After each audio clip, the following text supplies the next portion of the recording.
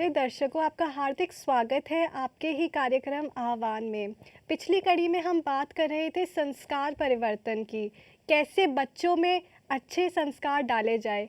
हर बार की तरह हमारे साथ स्टूडियो में उपस्थित है दीदी मनोरमा जी। दीदी, आपका हार्दिक स्वागत है हमारे इस कार्यक्रम में। दीदी, पिछली कड़ी में हम इंसानियत और हैवानियत की बात कर रहे थे, उसी से बातचीत आगे जाते हुए हमारी संस्कारों पर बात आई थी। तो दीदी, हम जानना चाहते हैं कि आजकल न्यूक्लियर फैमिली बहुत हो गई है, तो वो बीज, संस्कारों का बीज डालेगा कौन? देखिए, ये तो माता पिता की पूर्णतः जिम्मेवारी बनती है कि वो अपने बच्चे के समय को कैसे प्रबंधित करते हैं। मैनेजमेंट तो करना होगा ना। अगर उन्हें समाज को श्रेष्ठ नागरिक देना है, बच्चों को हमने जन्म दे दिया, वो बड़ी चीज़ नहीं है, लेकिन वो बच्चे जो पल्लवित हो रहे हैं वो कहाँ हो रहे हैं, उनके मित्रों का दायरा क्या है, उनका विद्यालय के और कोचिंग के बाद समय बचता है तो वो कहाँ जाता है। जब माँ बाप इस पर अटेंशन देंगे तो जिस तरह से वो बच्चे की क्वालिफ़िकेशन एजुकेशन के लिए बहुत अलर्ट हैं, कहाँ एडमिशन दिलाएं, किस कोचिंग में उसे ज्वाइन कराएं, उसके बाद कितना समय वो गेम्स में और मित्रों के साथ गुजारे। इसी तरह बच्चे के विकास के लिए, चरित्र निर्माण के लिए उसे कहीं ना कहीं आध्यात्मिक केंद्रों पर भी भेजना चाहिए। यदि वो चाहते हैं कि वो मानवता का पुजारी बने, यदि वो चाहते हैं कि इंसानियत का एक नमूना बने, तो आध्यात्मिक केंद्रों की शरण उन्हें लेनी ही पड़ेगी। मुझे ये कहने में कोई ऐतराज़ नहीं कि हमारे प्रजापिता ब्रह्मा कुमारी ईश्वरीय विश्वविद्यालय के युवा प्रभाग की सेवाओं में आज लाखों युवा संलग्न हैं और ये लाखों युवक हिंसक नहीं, अहिंसक हैं। ये लाखों युवक मूल्यनिष्ठ हैं, ये लाखों युवक चरित्रवान हैं। तो ऐसे युवक और युवतियों को जो ब्रह्मा कुमारी ईश्वरीय विश्वविद्यालय के सानिध्य में आए हैं, और ऐसा भी नहीं कि वो कर्मठ नहीं हैं, ऐसा नहीं कि वो कहीं जॉब नहीं करते हैं, कहीं अध्ययन नहीं करते हैं, सब कुछ करते हुए भी वो जो अपने जीवन का कुछ समय ईश्वरीय विश्वविद्यालय की शिक्षाओं में, राजयोग के अभ्यास में व्यतीत करते हैं, उससे उनका मनोबल बढ़ता है, उससे वो हैवानियत से दूर रहते हैं, उनको जीवन की दिशा और दशा दोनों को सुधारने में मदद मिलती है। और सबसे बड़ी बात कि एक लक्ष्मण रेखा मर्यादाओं की वो लेकर चलने को तैयार होते हैं। तो माँ बाप की ये रिस्पॉन्सिबिलिटी है कि वो बच्चे को किसी भी ऐसे आध्यात्मिक संस्थान से जोड़े। आज हमारे 8,000 सेवा केंद्रों में अनेकों अनेक युवा उनके माता पिता के माध्यम से ही आए हैं। अनेक युवतियाँ, अनेक बहनें जो यहाँ आई हैं, जिन्होंने अपने जीवन को दिशा भी दी है और दशा भी सुधारी है। दीदी, कहीं ना कहीं मैं समझती हूँ बच्चे की रुचि होनी चाहिए आध्यात्मिकता की तरफ, पर जहाँ पर बच्चा घिरा हुआ है नेगेटिविटी की तरफ, आकर्षित होता है उधर, तो फिर वो रुचि कैसे बनाए? देखिए, रुचि पारिवारिक माहौल से आती है। इसीलिए कहा कि पारिवारिक माहौल जैसा होता है, बच्चा चलना सीखता है माँ की उंगली पकड़ के। किस रास्ते पर ले चलना है, किस पर नहीं, ये माँ रिस्पॉन्सिबल है। वो चलना सिखाती है, मगर किधर जाना है किधर नहीं जाना है ये भी माँ ही सिखाती है। माँ बच्चे का प्रथम गुरु होती है। तो जब माँ और बाप स्वयं हाथ जोड़कर मंदिर में सर झुकाकर खड़े होते हैं, तो बच्चा तो उन्हें देखकर खुद ब खुद हाथ जोड़ लेता है। उसको केवल एक बार बताना पड़ता है कि बेटे भगवान जी हैं, हाथ जोड़ो। आप देखिए, नकल करने में जितना बच्चा माहिर होता है उतना कोई नहीं होता। तो बच्चे तो स्वयं सीख लेते हैं, थोड़ा हमें खुद को बदलना पड़ता है। माँ बाप का अनुगमन बच्चे की खून में मिला हुआ होता है। तो यदि माँ बाप चाहेंगे अपने बच्चे को सुधारना, तो उन्हें खुद भी सुधरना होगा और वो सुधरेंगे तो निस्संदेह बच्चे को कहना नहीं पड़ेगा, उसकी रुचि खुद ब खुद हो जाएगी। पर दीदी जब तक बच्चा छोटा होता है तब तक तो अपने माता पिता को देखता है, उनकी वो जो करते हैं वो अपने में समाता है। पर जैसे जैसे बच्चा बड़ा हो जाता है तो संग दोष और दोस्तों के प्रभाव में ज़्यादा होता है, तो उसमें पेरेंट्स कैसे बच्चे को इस तरफ लेके आए? जो कुछ डाला जाता है वो नींव में डाला जाता है। अगर बचपन में नींव मजबूत रखी गई तो इतना विवेक बड़े होते होते बच्चे को आ जाता है कि मुझे कौन सही दिशा दिखा रहा है और कौन गुमराह कर रहा है। बड़े होते तक बच्चे में निर्णय शक्ति स्वयं जागृत हो जाती है। दीदी एक प्रश्न आपसे पूछना था, पहले के ज़माने में बच्चे विद्वान होते थे, आजकल बुद्धिमान हो रहे हैं, ऐसा क्यों? उसकी वजह है, पहले गुरुकुलों में शिक्षा दीक्षा दी जाती थी और गुरुकुल में जब ऋचाएँ पढ़ाई जाती थी तो शिक्षा माने पढ़ाना और दीक्षा माने संस्कारों में डालना। तो उसको ढालने के लिए कुछ करना नहीं पड़ता था, क्योंकि बच्चा वहाँ रहता था गुरुजनों के साथ, तो प्रातःकाल से सायंकाल तक जो आचरण देखता था तो वो उस ऋचा के अनुकूल होता था। बच्चा स्वयं समझ जाता था कि ऋग्वेद में ये जो ऋचा आई है इसका अर्थ ये है और हमारे जो गुरुकुल में गुरुजी आचरण करते हैं उसका अर्थ ये है। वो दोनों को टैली कर लेता था। तो शिक्षा के साथ साथ उसे दीक्षा भी मिलती जाती थी। दीक्षा माने वो संस्कार मिलता जाता था। आज वर्तमान में शिक्षा तो मिलती है लेकिन दीक्षा नहीं मिलती। पहले बच्चे जाते थे, मुझे अपने ही ज़माने का याद है कि पढ़ाने वाले शिक्षकों के गुरुजनों के पैर छूते थे। आज तो मेरा ख्याल है कि दूर दूर तक कहीं नामो निशान नहीं मिलता। ये सब न वो भावना रह गई। 40 मिनट का पीरियड है, उनको भी किसी तरह पार करना है और बच्चे को भी किसी तरह क्रॉस करना है। तो आज बुद्धिमान होता है, कोचिंग पढ़ता है तो बुद्धिमान होगा लेकिन विद्वान नहीं होगा, क्योंकि किसी का भी जो रिलेशन है स्टूडेंट और टीचर का वो आत्मीय नहीं रह गया, वो वहाँ भी कॉमर्शियल हो गया। उन्हें जितनी तनख्वाह मिलती है उतना ही ना पढ़ाना है ना। एक बार एक जोक कोई सुना रहा था कि गंगा कहाँ से निकली और कहाँ समाप्त हुई। पढ़ाते पढ़ाते वो यहाँ से निकली, वहाँ से निकली, वहाँ से निकली, वहाँ।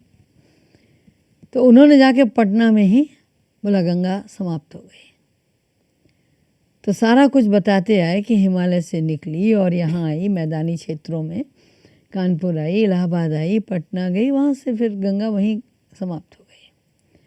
प्रबंधक उधर से निकले, उन्होंने कहा कि मास्टर साहब ये क्या, गंगा यहाँ कहाँ समाप्त हो गई? गंगा तो जहाँ गंगा सागर का मेला है वहाँ जाके समाप्त होती है, मिलती है जाकर सागर से, और आपने तो पटना में ही समाप्त कर दी। आप सोचिए शिक्षक का जवाब क्या था। बोला भाई तनख्वाह ही इतनी मिलती है, अगर आप पे बढ़ाएं तो मैं गंगा को ले जाके गंगा सागर में डाल दूँगा। अच्छा।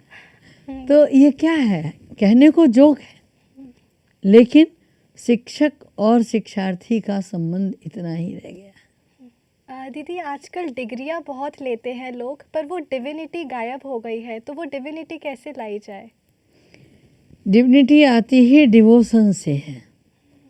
जब तक हमारा डिवोशन नहीं होगा, समर्पण नहीं होगा, वो भाव नहीं होगा, कहाँ से ले आएं आज उस गुरु को और कहाँ से ले आएं उस शिष्य को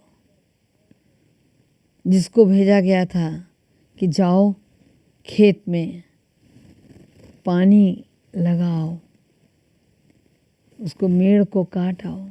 उसने पानी बंद करने की कोशिश की और वो पानी वहाँ बंद नहीं हुआ तो खुद जाकर लेट गया। शायद आपने पढ़ा हो बचपन में। गुरुजी ने शाम को देखा भोजन के समय सब बच्चे हैं, वो क्यों नहीं है। फिर कहा लोगों ने कि वो तो सुबह खेत में पानी लगाने गया था।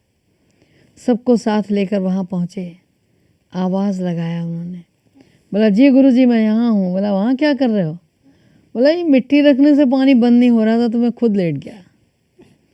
आप बताइए, यह है डिवोशन, उस गुरु की आज्ञा को सिरोधार्य करके उसे क्रियान्वित करने का। आज कहाँ है? आज एग्जामिनेशन होते हैं, शिक्षक डरते हैं छात्र कब कॉलर पकड़ लेगा, कब चाकू निकाल लेगा, कब पिस्टल निकाल लेगा, कब उन्हें कुछ समर्पित करने लग जाएगा महावाक्य। आजकल शिक्षक डरते हैं। डिवोशन भी नहीं तो डिविनिटी कहाँ से आएगी? प्रश्न ही नहीं उठता। तो कुछ किया जा सकता है जिससे हम डिविनिटी ला सके?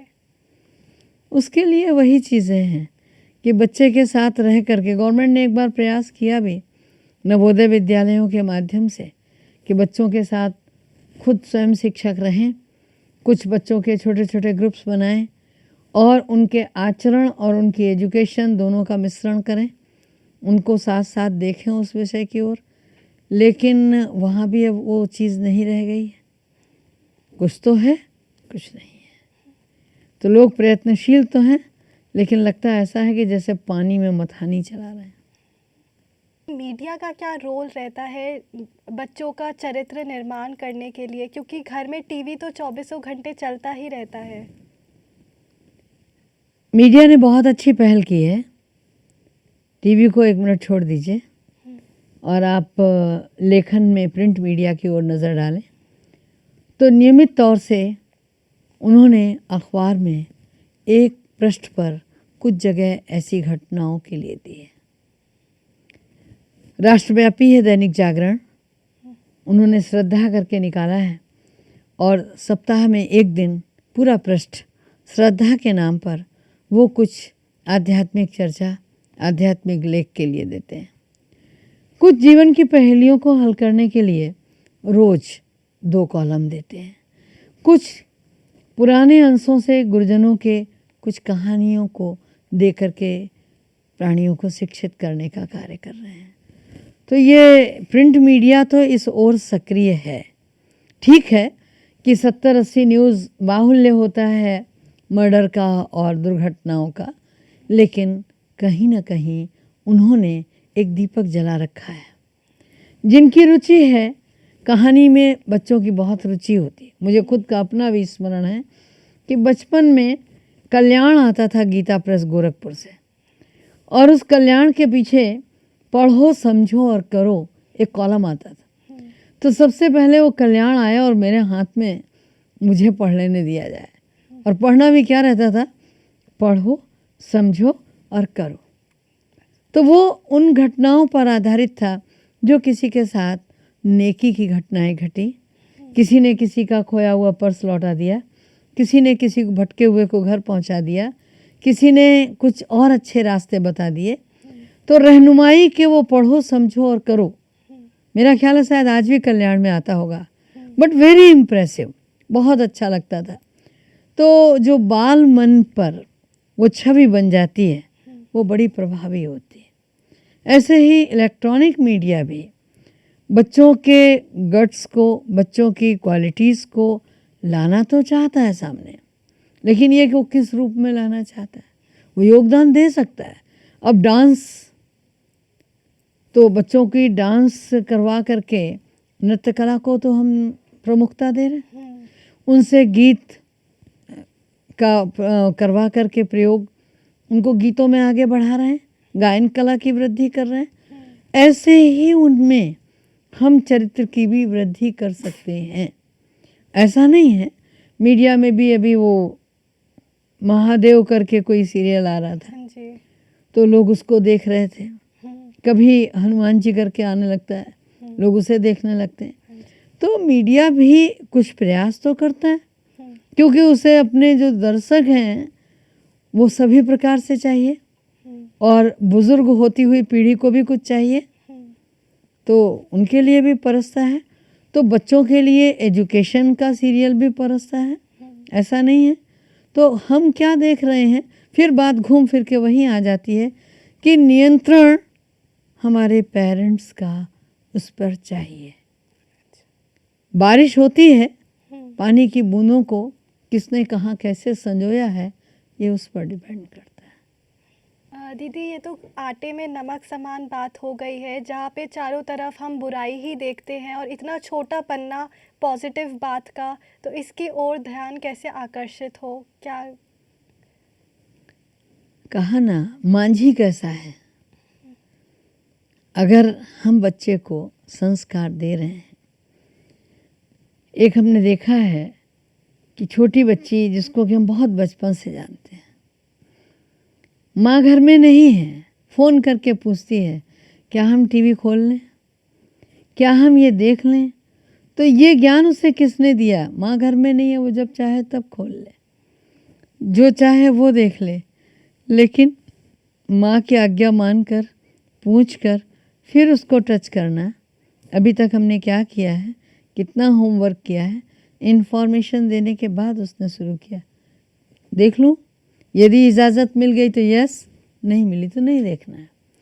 तो हम अगर बच्चों को उस नियंत्रण के दायरे में लाते हैं तो सही ढंग से पल्लवन हो जाता है। थोड़ी कहीं कठोरता जो लगती है वो बरतनी पड़ती है। पेड़ को अगर हमें सीधा रखना है तो लोग खपच्चियाँ बांधते हैं ताकि वो पेड़ सीधा हो जाए, सहारा देते हैं उसको।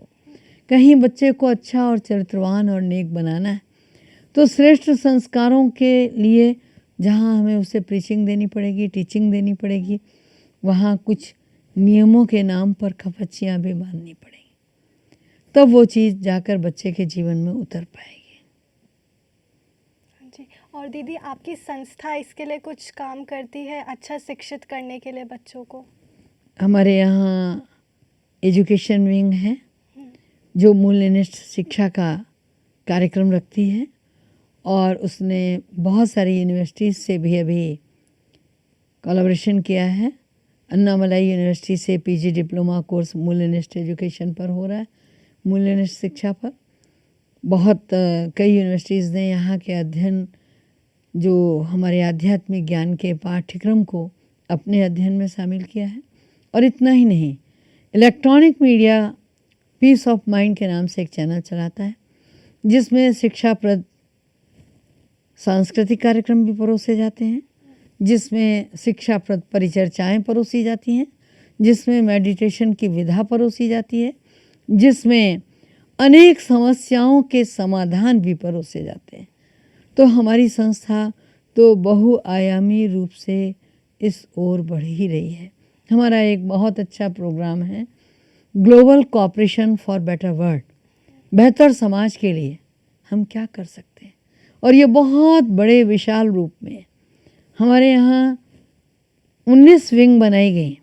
ये प्रभाग केवल इसलिए बनाए गए हैं कि समाज की हर इकाई तक पहुँचें और उसे बेहतर बनाने में अपना योगदान दें। जैसे मैंने आपसे कहा कि education wing, like that sports wing, बच्चों का मनोबल, बहुत टेंशन जब होता है, क्रिकेट के मैदान में देखिए, आप फुटबॉल के मैदान में देखिए, तो उस समय भी अपने मनोबल को बरकरार रख सकें, उसके लिए कोर्सेज हैं। अधिकारी वर्ग, एक हमारा जो प्रशासनिक प्रभाग है, अधिकारियों को टेंशन 24 घंटे रहता है, उनको कैसे टेंशन फ्री मैनेजमेंट करना सिखाया जाए। व्यापारियों का कभी उत्थान और कभी पतन होता है, उनके लिए कैसे सेल्फ मैनेजमेंट लीडरशिप कोर्स कराए जाए। तो हर वर्ग के लिए हमारे यहाँ कोर्सेस कराए जाते हैं समय समय पे, जो उनके जीवन को नई दिशा, नई ऊर्जा देते हैं। और युवाओं के लिए यूथ विंग है। अभी भी हाल में ही साइकिल रैली हमारा युवा प्रभाग निकाल रहा है कि गांव-गांव जाकर के युवाओं को ड्रग्स से दूर करना, एडिक्शन से दूर करना और रचनात्मक कार्यों की ओर प्रेरित करना। हम हर वर्ग के लिए कुछ ना कुछ लेकर रखे हुए हैं। अच्छा दीदी जी, आध्यात्मिक की तरफ ज़्यादा लोग कैसे आए? क्योंकि माना जाता है भौतिकता अलग होती है, आध्यात्मिकता अलग होती है, तो दोनों में बैलेंस कैसे लाया जाए? बहुत अच्छी बात है। नदी में जो नाव चलती है वो कभी एक पतवार से नहीं खींची जाती। खिवैया 2 पतवार हाथ में लेकर चलता है। ये लोगों का भ्रम है। प्रायः लोग ये कहते हैं थोड़े बुजुर्ग हो जाएं फिर आपकी संस्था में आ जाएंगे। क्या मतलब है? लोगों के मन की धारणा है आध्यात्म माना सब कुछ छोड़ के जंगल में चले जाना, कॉपीन लगा करके बस माला लेकर सुमिरन करना, ऐसा नहीं। वो या तो बहुत अधिक भौतिक हो जाते हैं, रात दिन पैसा पैसा पैसा, या बहुत ज़्यादा आध्यात्मिक होना चाहते हैं। हमारी संस्था का बहुत बड़ा रोल है इंसान को ये बताने में कि वो न पूरी तरह भौतिक हो जाएं, न पूरी तरह आध्यात्मिक हो जाएं। वो दोनों का मंजूर समन्वय करें। ये जीवन की नौका को किनारे लगाने के लिए दो पतवार हैं, आध्यात्म और भौतिकता। इतने ज़्यादा भौतिक न हो जाएं कि रात दिन पैसे ही पैसा नज़र आए, इतने आध्यात्मिक न हो जाएं कि अपने उत्तरदायित्वों से विमुख हो जाएं, आपके घर में तनाव बढ़ जाए। अगर घर में तनाव बढ़ गया तो क्या आपको जंगल में जाने पर शांति मिलेगी? प्रश्न ही नहीं उठता। तो आध्यात्म और भौतिकता का मंजूर समन्वय, अति सर्वत्र वर्जते, अति हर जगह गलत है, और अगर आप मंजूर समन्वय करेंगे तो संतुलन जीवन में निसंदेह आएगा। दीदी, इतने वर्ष हो गए आपकी संस्था को, तब भी इतने ज़्यादा युवा नहीं जुड़े, इसका क्या कारण है? देखिए, मैंने अभी बताया था कि काफ़ी लोग जुड़े हैं, लाखों लोग जुड़े हैं, और संगठन को जितना भी समय हुआ हो, हम बढ़ रहे हैं, हम पीछे नहीं हट रहे हैं। एक 4 लाइनें सुना के मैं अपनी बात पूरी करती हूँ। साधना शिल्पी स्वयं को गढ़ रहे हैं, पांव धीमे हैं मगर हम बढ़ रहे हैं, थरथराती पिंडलियाँ दुर्बल नहीं हैं, हम रपटती सीढ़ियों पर चढ़ रहे हैं। ये कविता की 4 लाइनें लाखन सिंह भदौरिया सौमित्र जी, एक कवि हैं, मुक्तक सम्राट माने जाते हैं, उन्होंने लिखी कि हम बढ़ रहे हैं, ये क्या कम है, थरथराती पिंडलियाँ दुर्बल नहीं है। जब कथनी को करनी से जोड़ना पड़ता है तो लोगों को थोड़ा दुर्गम लगता है। आज कथनी में लोग विश्वास करते हैं, करनी में विश्वास नहीं करते। और हमारे ईश्वरीय विश्वविद्यालय की प्रथम दिन से अंतिम दिन तक की धारणा ये है कि कथनी और करनी एक ही सिक्के के 2 पहलू हैं। अगर आप इन दोनों को साथ लेकर चल सकते हैं तो हमारे साथ आइए, अन्यथा नहीं। तो इस पथ को अपनाने के लिए जरा हौसले की बुलंदी चाहिए, और वो किसी किसी में होती है। दीदी, आज की बातचीत के लिए आपका बहुत बहुत शुक्रिया, आपने अपना अमूल्य समय हमारे लिए निकाला। तो दर्शकों, आज हमने जाना कि माँ ही बच्चे की पहली टीचर होती है, और माँ और बाप का ही कर्तव्य होता है बच्चों में अच्छे संस्कार भरने का। तो ये बहुत ज़रूरी है पेरेंट्स के लिए बच्चों को समय देना। अब हम अगली कड़ी में आपके साथ हाजिर होंगे आपके अनेक प्रश्न लेकर। तब तक के लिए नमस्कार।